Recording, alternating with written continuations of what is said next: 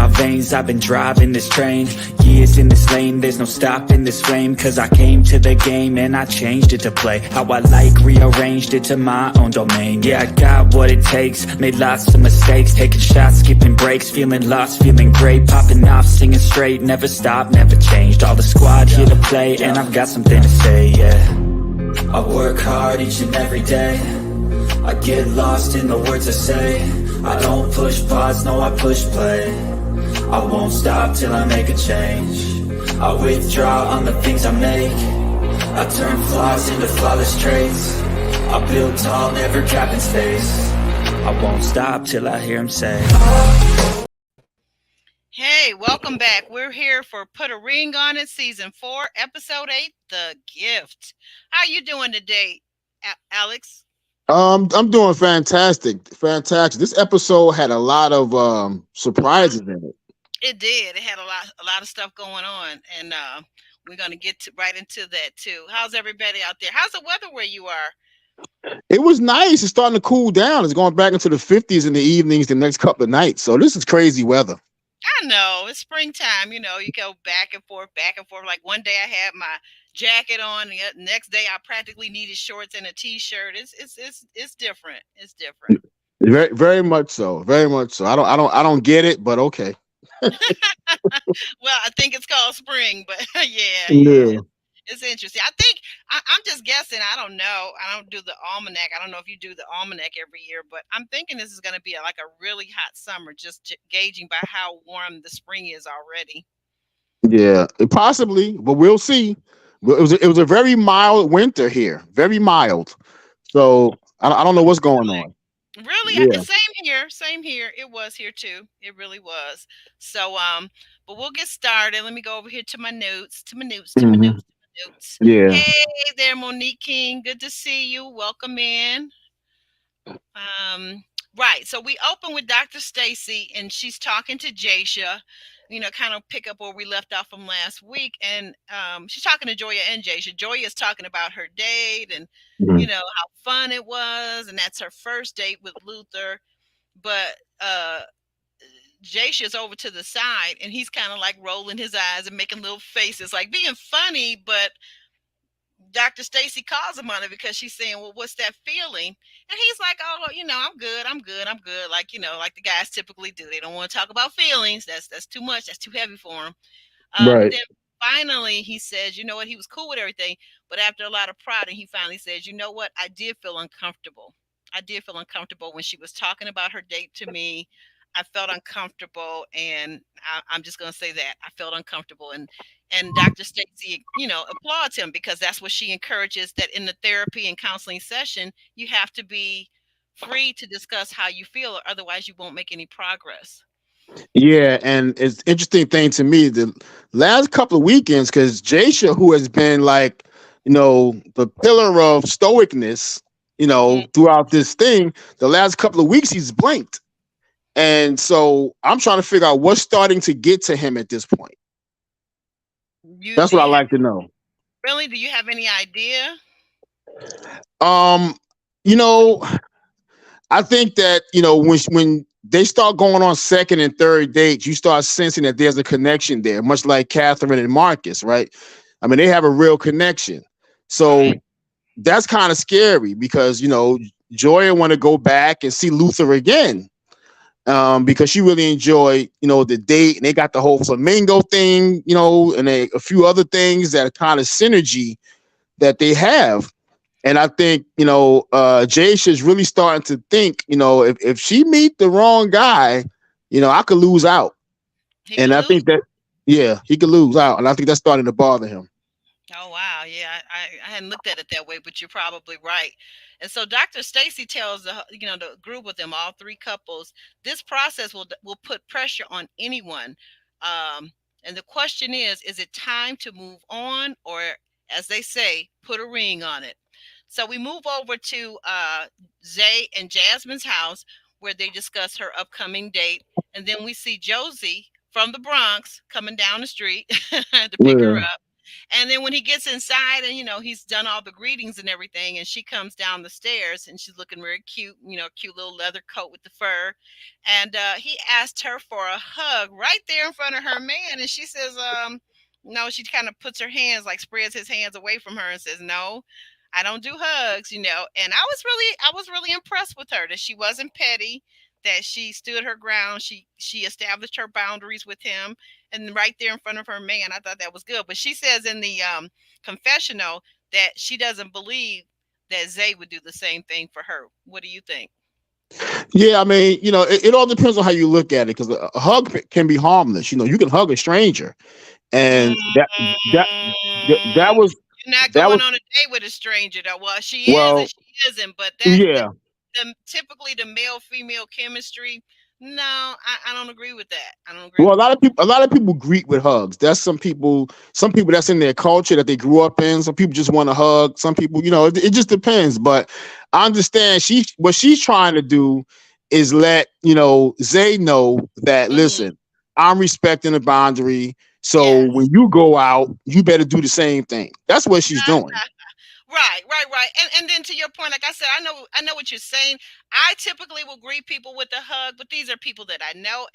They could be women, they could be men, but they're Mhm. not people that, in my mind, that I'm physically attracted to, nor do I want to get down with or go on a date with. You get what I'm saying? So I think in the Mhm. in the confines of that you're dating someone, I think once you start hugging on them, if you guys are both red-blooded people, things could get started and get activated. And she is in a relationship, so absolutely she was establishing her boundaries, right? Mhm. Right. And what do you think about what she said? Do you agree with her that Zay probably, if a beautiful young woman had come in and asked him for a hug, what do you think he would have done? Well, think about it. She set the tone right there by not hugging her date, right? So when he's out later, him and his date, they're discussing hugging, and he's saying no, he don't think it's right, and so forth. And his date, I don't recall her name at the moment, Me neither. but I call she's her flight attendant woman. right. But she said to him, "Listen, a hug it. You could hug a stranger. A hug, what's the big deal? That's what And you were trying to say, Mr. Red Blooded. But go ahead. right. So she planted. So Jasmine planted the seed. That's what she did, which was her intent. And Mm. she even told her date on the way out, "I'll explain and no hugging to you later." She did. She did say Mm. that. I Mm. don't know though. I guess it seems like you're trying to say like she somehow kind of manipulated him. Is that what you're saying? That's what it seemed like to me. I'm not No. hugging, so you better not. You're so cynical. Oh well. Well, Let yeah, me go. to me, Mm. that's That's what it that New seemed like. that's that New Yorker. That's that New Yeah. Yorker. Everybody in the world is wicked and evil. Gosh. You know what though? Every scam you've ever seen in your life, you'll see in New York. So I guess that's some truth to what you're saying. Yes. So Josie ends up taking Jasmine ice skating, which I thought was really cute. And he's a good ice skater too. And she did all right. He helped her out. And she did explain to him about the hugging and what it meant to her. But what I like more so even than their ice skating and the uniqueness of them going ice skating, I like the fact that they had good conversation. He told her that it seems to fit. I was going to say, yeah, he physically seemed to fit her desire for a more athletically built man. I thought he had a nice physique. And then he talked about that people can get into relationships without knowing what they want. And then he went on to say that that sometimes they don't see in their partner, the partner doesn't have the same values as they do. So what are you going to do about that when you get into a relationship and you guys are you're totally on two different pages? And that seems to be her and her guy, as well as all these couples, really, right? Yeah. And so what are you going to do? Because at some point you have to either poop or get off the pot. Right. Right. And I like those kind of dates, the ice skating, the boxing, different kind of athletic things, because they're different. You get tired of sitting down and eating and having dinner and those kind of let's do some different things. So I like the fact that they went ice skating. And he even said, listen, Jasmine's date was like, listen, well, if you don't like hugging, what if you fall? She was like, you better catch me. You know, so it's like, oh, I could hug you then to save you from impact, but I can't get a regular old hug. So, you know, Right. he was kind of joking with her about that, but Yeah. you know, Well, but he well, go ahead. but no, I'm saying, but he did say that in his previous relationship, he had to, you know, take a step back and get to know himself. And I think a lot of people don't do that. They just jump from person to person to person because Yeah. it's too difficult to look at yourself. So if you're just jumping from person to person, it's easy to always have somebody to blame instead of yourself. Mm.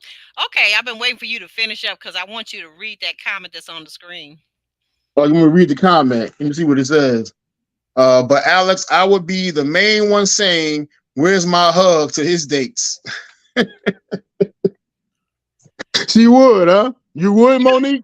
No. You get read it one more time. Put your pawpaw glasses on so you can see because you didn't read But that. Alex would be the main one saying, "Where's my hug?" Oh, I would be the main one saying, "Okay, Yeah, we yeah, already know. We already know. That's mm, why I called you red blooded. That's why I say, yeah, you tried to gloss over that, like that total New mm, Yorker in you. You want to point out something and look at something for something evil and cynical in someone else, but then mm, you totally glossed over that. The fact that he was asking her for a hug, first of all, sir, I don't even know your name, and you're asking me for a mm, hug already. No, let's mm, not do mm, that. And it's not about mm. culture because we're not friends and we're not in the same social group. We don't go to church together. We don't go to school. We don't work together. So no, sir, when a man asks a woman for a hug, it's because he's trying to get a feel. That's the I want, bottom line. That's the I want, bottom line. And that's I, me being a New Yorker I because want that's a what it's hug. really about. I'm sure you do. You need I one. want a hug. I want a You hug. you need one. I'm gonna send you a very big, very cushy stuffed animal for you to hug. Okay. All right. And every time you think of me, I want you to hug the stuffed animal. You a hot mess. I was about to say a little bit more, but I'll stop there. You do that. I'll stop there. Keep this PG-13. Okay. And they Monique's in New York herself. What's she talking about? Is she in New York?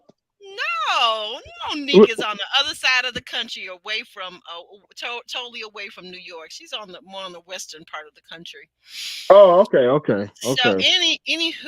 anywho, so yes, so anyway, so then he's talking to her about that, about how people can change and how, what are you going to do, so I think he was basically saying to her, it was his way of saying it, at some point she's got to make her decision. But I thought it was interesting though, so Jazz goes and says that Zay was pump faking her regarding a wedding.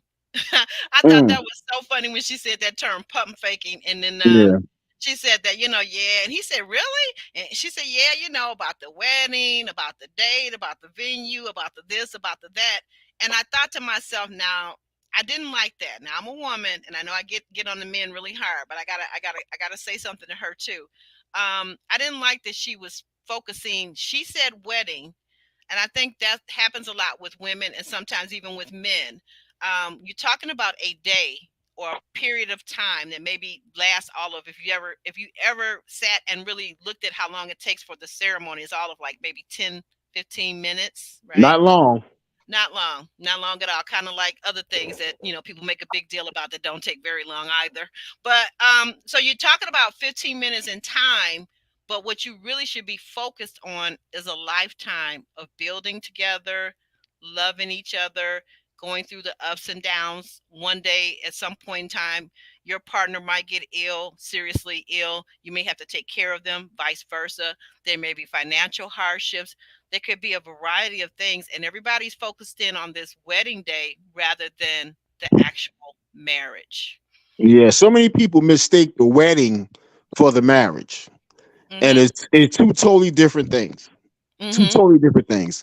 The marriage don't begin till the wedding is over. That's when the marriage begins. And that's when the work begins. You have one day to, for most women, they want to be queen for a day and all the attention's on them. Because men, we really don't care. We just show up. We really don't care.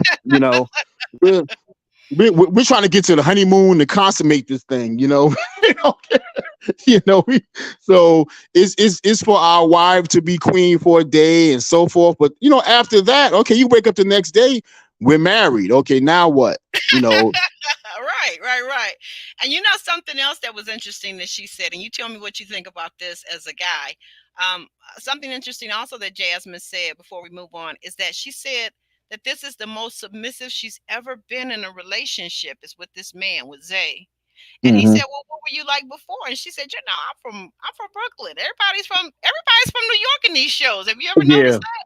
You yeah, know, it these seemed people are like it. down in Miami, they're down in Atlanta, but they're all from New York. I mean, I think what happened? Did all the New Yorkers just skedaddle? What happened?" Yeah, yeah. But yeah, but she says, you know, she was a typical Brooklyn girl. She was sassy, had a mouth on her, and I thought Hmm. it was interesting that he said, "Well, you know what? Only immature people, or people that really don't know themselves, are worried about that." He says, I can handle your mouth," and I was like, okay, it's a little double Yeah. entendre there, but okay, Right, right, right, you right. know.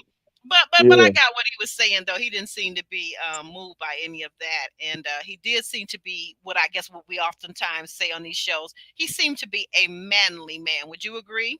Yes, I would agree. But also something he said was when she said that basically Zay has been pump faking marriage or whatever, the venue, the date, the time. I mean, he's saying all this stuff to her, and she's saying that he brought it up. She didn't bring it up, he brought it up. I Okay. believe her. I And believe her. But that's the con though. Now this is the part right. where That you're that's right about the evil intents. This is the con that men are running on women these days. right. That's what I'm getting to because that's the love bombing. And that's when Jasmine Date said maybe he thinks that's what you want. Okay, because he's feeding because Zay is feeding her what he thinks she wants to hear. He has no intention on going through with nothing. Right. The only reason why he's having some thoughts about it now is because they're going on these dates. Okay, Mm-hmm. and Mm-hmm. she may find somebody she like better. So even though, like Mm. you said, men don't like to admit it, our egos do get a little bruised when our women start asking for second or third dates. It's like Mm-hmm. there's some kind of connection here. What's going on? Right, right. That's right. That's right. And he's seeing that she's smiling, excited. And what did he say even before she went on the date? He said, "And I hope you don't come back with none of those long, those tall flowers." She said, "You mean the long stem roses?" Which means that apparently he hasn't brought her any in a while, if Right, at all. exactly. So Right. he's Or yeah, missing if at that. all. He's missing that opportunity to romance his woman, but other men are willing to do that for his woman. And they're not that's Right. not their woman, but they like her and they want to make a good impression. So they're kind of giving him some clues and tips as to how he can continue to court his woman even though you're in a relationship. Some of the things that you did to get that person, you got to continue to try to do them throughout the relationship. At least little sparks, little dates here and there. I think those things are important. Yep. Very, very much so. Mhm. So, so I said, okay, so moving on. So we're on the dates now, and we see that Soraya is very beautiful. She's very classy, right? Mhm. And she and Jasha seem to really hit it off because he likes her feminine, soft-spoken ways. But he says ultimately, as he's sitting there, he's talking to us in the confessional. He says ultimately he doesn't need a Joya 2.0. Yeah. Yeah. She seemed to me too, very nice looking woman, but she definitely seemed to be a carbon copy of Joya, you Mm-hmm. know, all the way down to the real estate. Now I think to where Jasha, she might have hooked Jasha somewhat, but made him a little nervous is because she has two children, a 15 and a 10-year-old. Jasha has a 14-year-old. Mm-hmm. So her thing was, I'm not hung up on more children unless my husband really insists he wants another child. You Right, know, right, right. and Mm-hmm. she said that, okay. And Jason was like, "Oh, okay, okay." That's the only thing that might have got him to, raise his eyebrows a little bit. Like, okay, this could be a woman that's not going to aggravate me about more children. Right, right, right, right. That's So, but mhm. other than that, she's a carbon copy of Joya. She was in a lot of ways, and I guess I won't say not a carbon copy, but yeah, like if you were to go on a checklist, feminine, soft spoken, educated, both in real estate, well traveled. They even talked about the fact that she's traveled around the world. She's a global citizen, right? Yep. So yeah, I see what you're saying when you say carbon copy, but You yeah, know, but the both of go ahead. both light skinned, pretty, big foreheads. They got all that stuff. say big foreheads, you know. But she said that, like you said, the thing that was very, very much different was the fact that she, instead of having one child, she has two with her ex-husband, and she's quite satisfied with her two. And that's, you know, in this modern day and age, I know with my two, I was happy. Like, what, you know, there's no need to do anymore. I got a boy and a girl. I'm happy. God's blessed me. They're both healthy, and so forth and so on. So It's like I always say, them people are expensive, you know. them people are, and yeah. So but then over on Joya's date with Luther, this is when Luther gives her this special painting, and this painting of a flamingo, which they both say is their favorite, you know, and that this particular flamingo that he has painted personally also has it is painted in a New York logo and in her favorite color. So everything about this gift, even though it's a small gift in a way, it has been personalized and thought about for her, right? Hmm. You know, so Right. that And that was. that, Hmm. I really like the gift because it shows that he listened to her. Yes, Um, and he really focused his energies on creating something special for her. I actually like the painting. I Because did too. it was the New York logo turned into a flamingo. You know, Hmm. Yep. the way he designed it, it was very, very interesting. Very. Hmm. And I think that was something, as we'll get into later, that kind of really bugged Jasha as well, because she really made a big deal about it. Joy really made a big deal about it. She did. She really did. She did make a big deal. It's like you said though, but he listened. He listened at her and he gave her a gift because we know last time when they were talking about it, you know, apparently he was Jasha was saying, well, you know, I take you here, I do big things for you. And she said, but I'm not a big gift type of woman. You know, I like the small intimate things. And I thought, oh, okay. He isn't listening to her maybe as much as he could, right? Hmm. Right. Mm-hmm. Which happens sometime. I mean, they what they 2 years in, between 2 and 3 years into the Yeah, relationship. I think about 2, 2, 3 years, right? Uh-huh. Yeah, and that's what people don't get. You know, once you start to get in deep like that, and there's no excuse to neglect one another, but Right. life happens. Life happens. Okay. And when life happens, you don't have time to really focus on those little things as much as you used to sometimes. You have to make a concerted effort to understand I gotta do these little things. But many times real life just gets in the way and sometimes you can forget. Oh wow. And then you're right. And then we find out we see too on Joya's date because back over with Luther, Joya, you know, because Luther has his shirt unbuttoned a little bit. Joya says, "Oh, I see you have tattoos on your chest. I'd like to see them." And so he obliges her right there at the table. And these two kind of, you know, they're Mm-hmm. really kind of flirty, right? Mm-hmm. Right. So Yeah, mhm. I find it interesting that, a lot of times, the women make these kind of sexual innuendos and it's cute and everything. But if a man make any kind of mention or gesture of sex, that's all we think about. That's what he think about.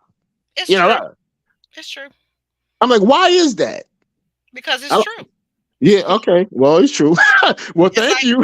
it's like the sun. It sets in the west. So if you say that, Yeah, I'm going to agree with you. That's true, right. So, okay. and that Well, hasn't changed since the beginning of time, sir, and it won't change. ladies and gentlemen, this is a first. Aubrey and I agree. Yes, make a note. Ro, if you're out there, make a note of the day and the time. Okay.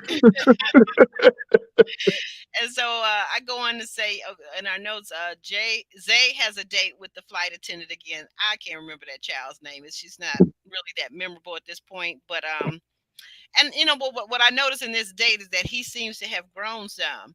He says he's Mm, working on his communication skills. He's listening to her certainly, and she kind of like compliments him and affirms that yes, you know, you do seem to be growing in that area. You're listening to me more and better. And is this something you can take back to with your relationship? And he agrees that it is, and he seems to be quite proud of himself. So I'm mm-hmm, saying maybe these dates are actually helping him because he has not made the mistake of getting all lusty like a lot of men do, you know, because men only think about sex. But instead of thinking about the sex of it all, he's actually thought about what can I utilize from these dates? What can I learn? And then let me take what I learned and actually use it to um, help make my relationship better. So that's why I say I kind of peeped him from the beginning. I do believe that he really seriously does care about his woman. I think the disconnect, though, for him, like a lot of men, is that he doesn't feel like he's afraid of being tied down, whatever that reason is. But he's afraid of it. And so rather than be honest, I think he's pacified his woman by giving her these little promise rings and all that, kind of carrying on all that foolishness that you do in your teen and your early 20s. And these folks is big and big and big grown. Sir, are we gonna get married or not? Like, let's just tell me what it is, because I'm not gonna sit up here and waste my youth and beauty on you, and you sitting up here playing games. Yeah, yeah. You gotta, pick your poison. Pick a struggle. You want to be married, or you just want to be in a long term relationship. Don't play with the damn thing. If you're gonna start mentioning marriage and ceremonies and dates and times, and look, you gotta move forward with that. You gotta push through and do that. Otherwise, don't say nothing. What you bringing that up for? If she's not mentioning it, and I know eventually, you've been together long enough, a woman wants you to ask her, at least allude to it, that listen, I would like to By marry the you. way, guys, he's telling you all the tricks. But go ahead, Alex. Go ahead. Yeah, As you yeah, school the younger ones, okay? yeah. At least she would want you to mention it at some point, but don't do the love bombing thing because you feel like that's what she wants to hear. And if you tell her that long enough, you can keep her on a hook long enough and say you decide it's time to go. And Hmm. that's not right. Yeah, that's true. I was just getting to these comments because I had missed them over on the other end. I couldn't see them. Mooney King says guilty. Guilty of what? I Guilty. I have no idea. We've been talking, but you. She's probably saying you guilty of whatever that all men think about is sex. We know Oh, that's true. There is okay. not an intelligent woman alive that does not know that. Like Well, that's the issue right there. There's not a whole lot of intelligent women around.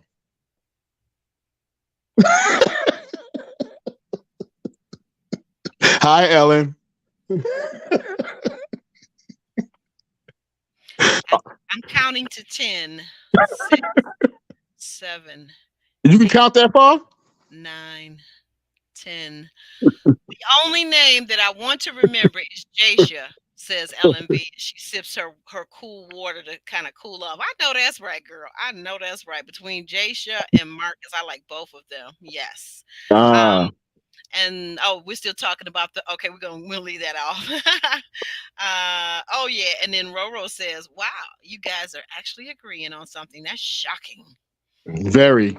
And finally, Alex is on it tonight. Girl, I don't know what it is. I don't know what puff he been smoking tonight, but he's acting out. But he shall pay for it dearly later. Just know that.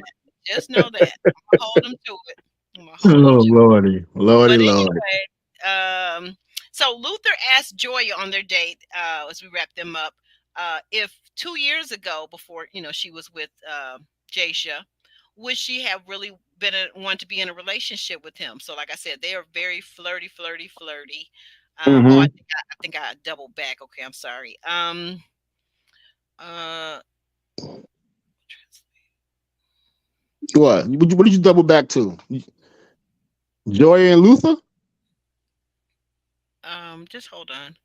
Okay, I'm Uh, listening. so then I say over to Catherine and Marcus. Oh yeah, so over to Catherine and Marcus.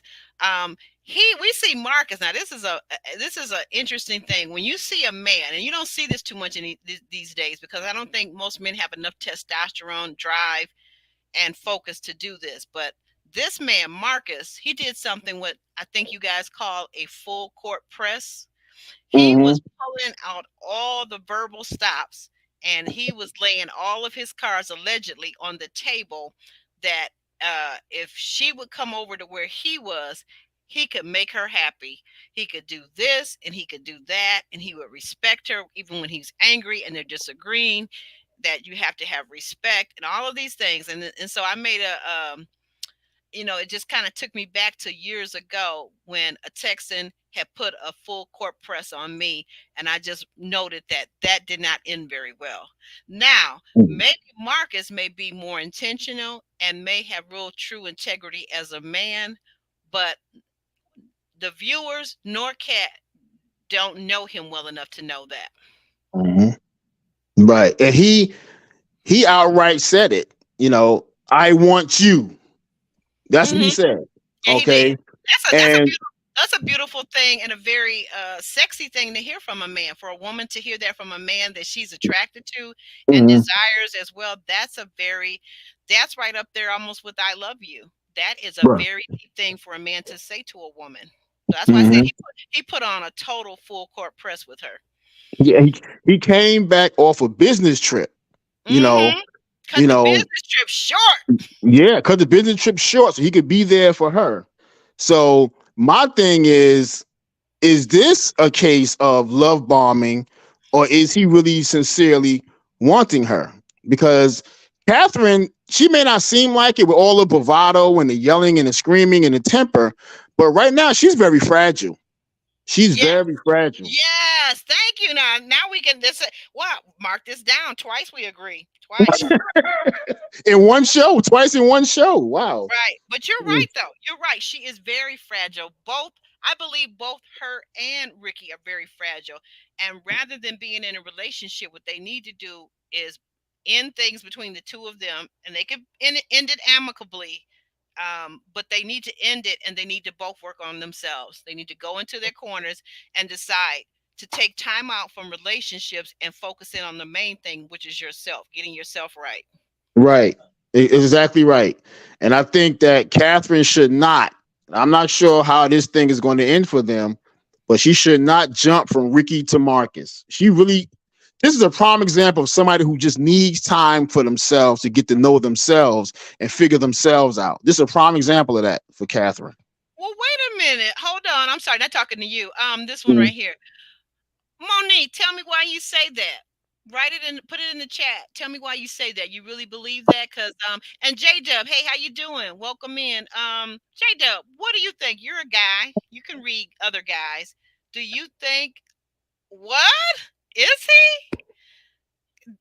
J Dub says this right here. Now I don't know how true this is. Is that allegedly, J Dub? But tell Oh me in the wow. chat. Tell me in the chat. Elaborate a little bit. Both you and Monique. I'd like for you guys to elaborate on what your thoughts are about the seriousness of Marcus, Mm. because and it's sad that if he is doing that as an actor or just plain as Alex keeps using the term love bombing, um, it's very sad because she's a real person with real emotions and she's in a very fragile state right now, as Alex pointed out. Alex, I'm impressed with you as a man that you actually even noticed that. I just noticed that. I'm very in tune to stuff like that. And I think Monique thinks that Marcus is full of it because of all this attention. He's coming full steam ahead.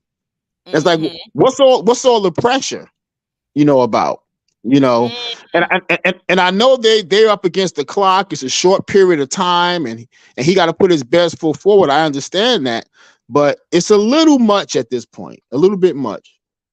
I think these guys are a mess. Do you see what J Dub says allegedly? Yeah, allegedly, right? Allegedly Yeah. works for own. And then Monique said he's got to be a W two employee for the own TV network. I don't know. I don't know. Mm. We're gonna shimmy and shake on along here as my overseas person keeps calling me. I can't take Yeah, your call. I hear the phone. I can't take your call right now. I'm on the live. You're supposed to be in the live chatting with me. Would you stop? I'm not gonna call no names. It's iffy, iffy, iffy, iffy. Notice I did that. So oh, this is funny. Okay, this next part, this next scene. Ricky goes on a date with a pro. What do you think? A Mm. pro. He goes on a date with a pro, Alex. I know you all into that. Yeah, well, this woman here was way too mature for Ricky, looking and mannerisms and speech. What's Okay, wrong with her speech? yeah. When I saw her, I said she's out of his league.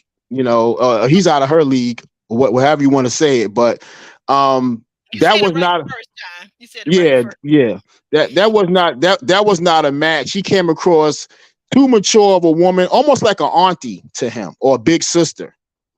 To him. I didn't see date or love, nothing. I saw a aunt, an older cousin, or a big sister giving him some advice on what to do, what not to do, how to feel, what not to feel, all that kind of stuff that because they had a nice discussion, Right, but right, but right. but but there definitely was no love connection there whatsoever. That was a bad matchup as far as dates go. Well, no, it actually wasn't. And that's why I say Ricky went on a date. Remember how I started this scene? Ricky went on a date with the pro. Now, Yeah. the next part of that is a mental health pro. I Mm-hmm. recognize, having studied social work, I recognize the lingo, the safe Mm-hmm. space that she created for him right away in the conversation. She's a mental health professional. Some people have jokingly said that she is Dr. Stacy's friend or colleague. I don't know that part of it, but I can tell you that she's definitely a mental health professional. She's in counseling, social work, or something of that nature. And what she did right away, she created a safe space. She became very relatable to him. She listened at him. She was very soft spoken and feminine, right? Mm-hmm. And she allowed him to tell her about how he had eaten off the young lady's Sheila. I think Sheila, he had eaten off her fork after their third date, or the second or third date. And he began to tell her some of the different things, but when she asked him was he ready to be married and to be a husband, Ricky said yes. Now, do you agree with that? Do you guys agree with that? Is Ricky actually ready to be someone's husband? Mm. Yeah, I'm and what I meant by bad match is that there obviously was no romantic connection there. That she was obviously there to get a gauge on his feelings, like you're saying. She must right, have that background. right. But I don't think Ricky's ready to get married. No, You you exactly. you you you live with a house full of your relatives. How are you ready to get married? And You not even just that, because in some cultures that's perfectly fine. Like you talked about earlier in this episode, that hugging culturally could be a thing. Living multi-generational families, that's a cultural thing. And I think, I'm not sure, but he may be from the West Indies, so that's a thing. If you watch Real Housewives of Atlanta, that's a thing for people that are from the Caribbean and from other places in the world too. So that's not the problem. The problem is Ricky even admitted to Dr. Stacy that he yells and he raises his voice at Catherine. He doesn't know how to fight fairly, nor does she. He Mhm. doesn't know how to not trigger her.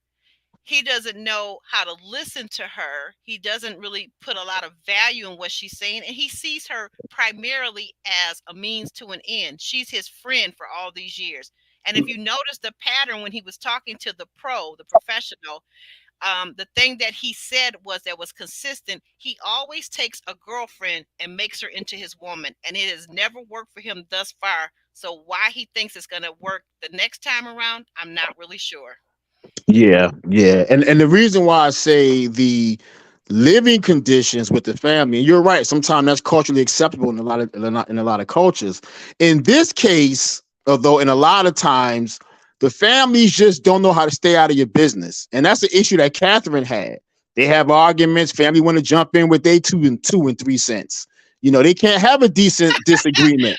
You Inflation is know, up to 3 cents now, huh? yeah, it's up 3 cents now. So you know they can't have a decent disagreement with our family jumping in and taking sides. And more times than not, it's his family, so they'll take his side and things of that. So she's uncomfortable in that Right, environment. And if you got a right, woman that's uncomfortable, you got to either put them out or you yourself take your woman and get up out of there. right, right. And where is his wherewithal to do that? And Yeah. because we got off that conversation Sunday about we started that conversation about the bus driver, and Mm. which actually to me seemed to be related to class and also money, right? But if, in fairness, if Ricky had the amount of money that was sufficient, he would have bought one of them a car. So they would have had two cars, right? Right. This would have alleviated him always feeling like Catherine is always with him, because she could get in her Mm. car and she could go hang out with her girls for a minute, maybe go to the nail salon, get her toenails done, go see a movie with her girls. whatever, go work out, whatever. But because they got the one car situation, and we know the traffic in Atlanta is horrendous, right? So probably Right, by the time he gets home from work, it's too late to really go and do anything, right? Plus, she's right, got to babysit, like you bring up the point about the family. She's got to babysit for his sister and babysit for that one and wash clothes for this one and all these kind of things that she's doing that I don't really understand why she's wasting these prime years of her life where a young person should be either getting their education, getting their skill set, moving up the corporate ladder or the entrepreneurial ladder or the skilled trade ladder or some ladder of some sort economically. If you're going to get ahead in this country and you want to have a family, I just don't understand what she's doing with herself. I really don't. I understand what she's doing with herself, and I don't understand what he's doing with himself. So right, right. So I don't understand either. So, but I think they need a break from each other for sure, yeah. and they need a break from other people for sure. You know, Look what Monique says. Read that. one car is not culturally acceptable. It's just not. No, it's not. Not in this country. Not in a big city. No, it's not. Right. It's not. Now I'm gonna back off of that a little bit. Let me back up. Not unless you're living in a city like Chicago or New York or whatever city, major city that has excellent public transportation where you just zip on a train, the the loop, the subway, and you're there, right? But Right. if Right. you're living in Atlanta where they don't no, you need a car. If you're living in Los Angeles, you need a car. You living Yeah. in Houston, Texas, you need a car. Even if you're in a suburb, you need a car. You need a car. You need two cars. You know, Well, in right. in a family. Well, right. And it looks like I don't know where they live at in Georgia or whatever, but that house where it's set and the way it's set, it looks like they're somewhere like in a suburb or something. Because you know the way it's set, like they've got a nice size property. It's a nice size house, right? Mm-hmm. So I'm guessing I don't think it's like right smack in downtown Atlanta. I think it's out somewhere in the suburbs or something like that. But Yeah, because if there's one car in the family and you out in the suburb or out in the country or whatever, you're gone all day. They're trapped in the house until you get home. You know, it just no, that's not feasible. Like Monique is saying, big city, yeah, but country, suburban living, no. One car is not going to do it. Roro has a interesting question. She wants to know that they tell us what type of jobs that Ricky and Catherine have. And then Monique King answers, Roro, I just know that Catherine is a non-working hairstylist. I don't understand that because women are always getting their hair done. So I don't understand being a non-working hairstylist. Yeah, and I didn't understand. I didn't haven't heard what does Ricky do. I haven't heard that unless he got by me. You know, I don't think they've said this year. I think this year, it seems like in years past they pretty much told us what the people did for a living, but they haven't said that this year. Hey Kirby, how you doing? Welcome in. So anyway, so we go to Joya is dressed in a very sexy little black dress that Jasha has never seen before, and he's oogling her like, "Oh, she looks good." And she shows him because she's coming back from her date with Luther. She shows him the gift that Luther gave her, and Jasha seems very put out. Basically, mm-hmm. he begins to tell her about his date with Joya 2.0, but he doesn't call her that. Yeah. And then after he tells her, he had a good time and all these great things happen, but he still seems to be bothered. Mm-hmm. Yeah, because what happens is, Aubrey, a lot of times when a woman goes out with a guy and she's in a relationship, what he's looking for is kinks in the armor. And a lot of times the more the woman talks, she'll tell him what those kinks in the armor is, and then he'll just come and fill in those gaps. And then he'll be like Sir Galahad, kind of thing, coming in to save the day, and she'll feel good about it and so forth, and run home and be acting different, toward her man. But they got to understand these first few dates, whatever, it's easy to be romantic. It's easy to, play Mr. Nice Guy and Sir Galahad. Right. Real life hasn't started for you guys. And this is why, and when we get to it, I'm gonna elaborate, but this is why Jasha was so upset and brought to tears over this thing. Yeah, yeah. So getting closer to that because we're almost there. Back at the coaching center, I'm calling it for lack of a better phrase. The couples discussed their date. Jasmine says that she liked the fact that her date really listened to her so intently and heard her every word, gave her eye contact, wasn't fiddling with his phone. Guys and women fiddling with the phone all the time in a relationship, like really. That this man really seemed to care about no, I said no. My question is, so she's talking about this and I'm wondering out loud, does Zay, does he really care about her feelings? Because if he's not listening to her, what does that say? I said I don't know. Zay, I don't know what's going on with Zay. What do you think it is, Alex? Well, he's confused. He's trying to transform and transmogrify on the fly because he's on uncharted waters. Okay, Mm, these are things he hasn't done. He's not accustomed to doing it. But since he senses he's about to lose Jasmine, he's going to walk out on the ledge and just jump and try these things. I think it's more fear driven than anything on his part. okay, that's a good point. So you do feel like he really cares about her or really wants her to stick around for a while? Is that what you're saying? Yes, I believe he cares. He just doesn't know how. He doesn't know how to love her the way she wants to be loved. He doesn't know. Mm, Because the way they started. Oh, we're going to Cancun. Oh yeah, girl, he's the one. So he figured, why try hard? I just took her to Cancun. She figured I'm the one. I don't have to try hard. I don't have to do these things. But now comfortability has set in after 3 years, and mm. she really wants these things. And he doesn't know how to give it because she never pressed him on it. I don't know if that's necessarily all of it. I agree with you to a point, but I don't know if that's all of it that he doesn't, it's all her. You gotta, I really despise these conversations where men always take the accountability away from other men. He doesn't know because he's fearful, one, I believe. And two, I said that. he doesn't know because a lot of men in our culture don't really believe in committing to one woman. Let's say that. Mm. Am I wrong? Um, it depends No. on the culture you grew up in. I'm talking about this American culture right here, this black African American culture right here that we're living in. A lot of black people are married. That's not A what lot I of said.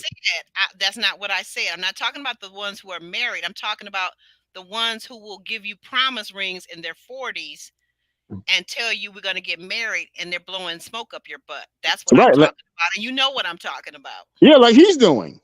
I mentioned Right, that earlier. You know, right, right. and and to your point, that seems to be pervasive. That kind of thing, because and we talked about this on various other podcasts. Because Hmm. the numbers favor men. So a lot of times men are not interested in commitment because we can have two, three, and four other women or whatever. The pickings are easy. They're in your DMs. They're here. They're there. So these guys are like, well, why should I get married? Because if this don't work out, I got Susie, Mary, Jane, whatever. But the thing is, when you find one that really has your heart, that really gets you internally, that's where the struggle comes from. That's where the struggle comes in. Because it's like, I can be with these other ones, but I'm not really fulfilled unless I'm with Jasmine. And that's what Hmm. he's struggling with. Okay. All right. Okay. So we move on to Ricky. And another note, Ricky talks about his ice cream parlor date with the pro. And by the way, her name is Kay. She's a You keep saying counselor. it, pro. Well, she is. I mean, and I mean that. I thought you'd get a kick out of that because I know where Yeah. your mind goes. Because, like I said, men are always thinking about what did I say? SEX. So when I say pro, what kind of pro does he think of? Right? He doesn't think of a professional mental health person. He I think thinks of of the, I think of the world oldest profession. yeah. That's it. That's it. Because a man's mind is always on what, ladies? SEX. Okay. So anyway, so he talks about his ice cream parlor date. And he says, and so I'm listening to him as he's talking and he's smiling and he's so relaxed. It comes to me right then and there. Ricky's love language is words of affirmation. And I feel like perhaps Catherine, because she is so stressed and so got so many things that she's dealing with, and not really sorted out very well, that she's not really able. You're talking about two people that have empty cups that are trying to pour into each other, but they have nothing left to pour. Okay. Yeah, that But part. but words of affirmation, I believe, are really part of his love language. And because if you looked at the way he lit up, even though you, like you said, that woman was not in his league, they were not in the same at the same places in life, and all of these type of things. But all the things that she said, she created a safe space. She was soft spoken. She listened, and when he said things and he acknowledged certain things, she gave him words of affirmation to let him know that you're doing good. Keep going in the right direction. Right, Mm-hmm. right. So, and Kat, now we get to Kat. Kat says that Marcus told her how he will respect her if they were disagreeing, how respect is the foundation of any great relationship or good relationship, which I do agree with him on that. Hmm. Right. Respect is absolutely the the hinge pin of a good relationship. What did you think about what Catherine was saying about Marcus? Well, I think she's really, really, the more time she spends with him, she's really, really getting torn. And we can see that in the trailer from next week. Yes, Okay. yes. So yeah, I think that, but that's the thing. That's what she don't need. If she really wants Marcus, she can't leave Ricky and go right to Marcus. She got to take some time for herself because Mm-hmm. Mark is really putting the pressure on her right now, and that's really what she don't need. If he's the type of guy he say he is, then he'll be that type of guy whenever she decides to go to him. But she don't need to go to him right away. Yeah. Yeah, she doesn't. I totally agree with you, because to do that, it would really shoot the relationship in the foot. And I think that Marcus, and I could be reading it wrong, because hey, we know that I have before in the past. They got these actors out here now. But if anything that I'm reading from his body language and his behavior, in the beginning and through now, Marcus could possibly really like her, and they might be an excellent fit for one another. But however, don't pin your everything and put your eggs in one basket. Develop self. Be self-sufficient so that a man doesn't have to take care of you. Now, when you're married, if that man decides and tells you that he's going to take care of you, and you see all the evidence, the W-2s, the forms, the talk to his HR department, like Sister Janice tells us to do, really seriously, don't marry unless you really know. But if that's the case, then fine. But right now, get yourself together. Don't worry about what Marcus is talking about. Don't worry about Ricky's talking about, because Ricky don't even have a car, so can't put a whole lot of credit into him right now. I just don't. But you know. Uh, anyway, Yeah. but back to Jasha, because we end this scene with Jasha, and so we get to Joya and Jasha, and Joya's talking about, the gift and so forth and so on. And before we know it, Jasha is getting really emotional. Now, you want to go ahead and tell us about that? Yeah. Here's why he's so emotional, because he understands that a guy can come in, because he probably did this in the beginning. Okay. Guy can come in and play Mr. Romance and do all those wonderful, great things that a woman may not be getting in year 3 or so. Okay. A new guy can come in and do that because that's what happens in the beginning. What's bothering Jasha is that she gives him the impression he's not doing enough. He's not doing anything. And his thing is like, oh, wait a minute. I'm taking care of the house. I'm paying bills. I'm planning trips. I'm paying for trips. I'm here being emotional and intimate with you. He said, I do a lot. So it seemed like to him, and it was a blow to his ego, it was a blow to his manhood, it was a blow to his value and his worth. Because to him, it seemed like she throws all that other stuff out the window that he has done because she got a gift with a flamingo and a New York sign on it that was very cute and thoughtful. Right, Okay. right. So all the hard work he's put in for 2 years, she never reacted this way. That's the impression he's giving me. She never reacted this way because the whole thing about, you guys say being a man, hold down the house, make me feel safe, take care of me, make sure the bills are good. He's doing all of that. And now it's like, is devalued because you got a flamingo painting? Wow. It bothered him. It bothered him. Clearly. Well, do you think it bothered him that he might be afraid of actually losing her too and all of that? Exactly. That's right. That's why go ahead. I'm sorry. That's why I keep saying the last couple of weeks he has blinked. And he's really blinked this week because we couldn't get. He blinked and he cried. Nothing. That's about as far as you can go as a man, as far as to see a man cry in public. That's about as far as you can go, because we hadn't seen any emotions from Jaysha this whole season. Right. But now she's finally succeeding in hitting a nerve, and she hit that nerve bad.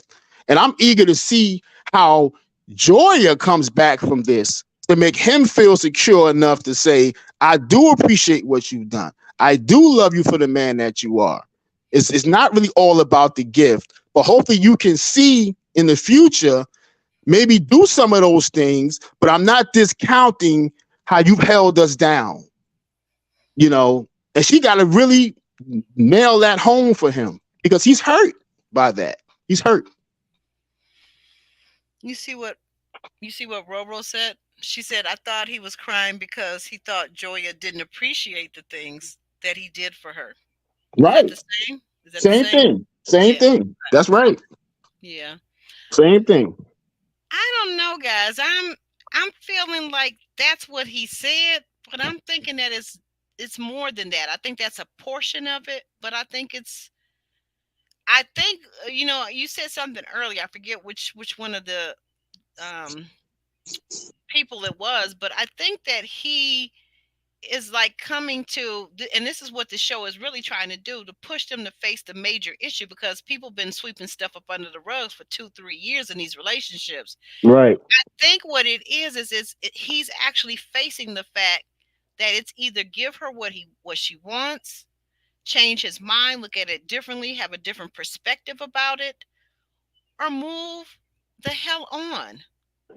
Like Dr. Stacy says, or get off the pot. Like, ain't nobody got time for you, Negro. That's a real conflict too, to go on in a person's heart emotionally when you do love a person, because he do love her. I believe that, and I see that, but make up your mind. People, grown folks that's the thing about adulting. It's not easy. That's why it's called adulting. It's not easy. Remember when we were kids? Hey, remember this, Alex? We would always say, oh, I can't wait till I get 18. And then we got 18. I can't wait till I get 21. I can't wait till I get 25. And the whole time when you got there afterwards, it was a whole big old letdown. Right. You like, this not all it's cracked up to be, I could have kept being a kid and getting all those wonderful things for Christmas gifts, playing, having fun, playing with my Barbie dolls, running down the street, being the fastest on my block, riding my 10-speed bike, okay? But this adulting thing requires us to have difficult conversations. And don't tell me I got to wait till after the podcast to talk about it. Right. Right. It took you a minute to get that one, but okay. Yeah. But I mean, seriously, and I think that's what it is about Jaysha. I don't believe this. I don't believe all of this, that all of this emotion is about her not appreciating things. Because think about it. What man would be with a woman for 3 years and continue to do all of these things if he really felt and believed in his heart of hearts that she didn't appreciate him? He wouldn't be there. He wouldn't be there. No, you're wrong. Because like you pointed out, Jaysha and every other eligible red-blooded man in America, they've got a lot of options, and he knows that. He knows. Look at all these women on our in our chat that are hollering about him, including myself. He's fine. He's a good-looking man in the prime of his life. And he can have all the options in the world, but I said when one has your heart, it's difficult to manage that. And still look out there at the world. Yeah, you may want to have fun with them or whatever, but when one has your heart, it's hard to separate from that. You really have some decisions to make. So I agree with you as far as him having a decision to make, because we keep getting back to this baby thing. And if he really doesn't want a baby and she wants one, then that's the sticking point. I think it's time for some decisions to be made. Look what Roro says down below. And then we're gonna shimmy and shake on out of here in a sec. Maybe he got a vasectomy but never told Joya. So he knows he can't have a baby. Oh Lord. Oh, what are you doing, Roro? You know Now you know he is African American, and you know there's about maybe 3, maybe 4. I know one of them anyway, because he was married to a Jewish woman. So there are not very many African American men that will have a vasectomy. They can't even consider it, girl. No, that's way too progressive for them. So we no. don't want we don't want nothing sharp around our ping. So, typically that's the attitude. But I'm also concerned with Luther, because he's a nice guy. He's firing off on all cylinders, right? And Joya likes the attention. She likes their synergy. Their chemistry is good. And because his name is Luther, if he starts if he starts singing next, she gonna be through. If he sings a song next, she gonna be done. Done. All I see is him walking through the door. So amazing, and I've been waiting. If he do that, it's over for her.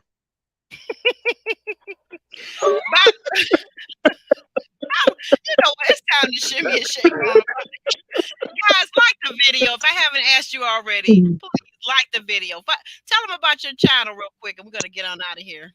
Yeah, guys, go over to Magnetic Repellent. I got a brand new, super hot promo over there. Go over there, watch this new promo. It's 27 seconds, because I'm gonna start doing some stuff with that channel. The promo is hot. Let me know what you think about it. Leave some comments, some likes over there.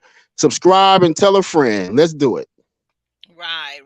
And guys, we'll be back tonight in just a half an hour, 9:00 p.m. Eastern Standard Time. We'll be back with who? Mark Anthony, another sexy dude from Ready to Love. Ready to Love Miami's Mark Anthony. So, guys, we want to thank you for being here as always. We want to thank you for sticking around until the end of the video to see what tomfoolery this man's going to come up with. I'm begging you to please join the membership at this link. And we're going to get on out of here, guys. We're going to shimmy and shake on out. Bye now.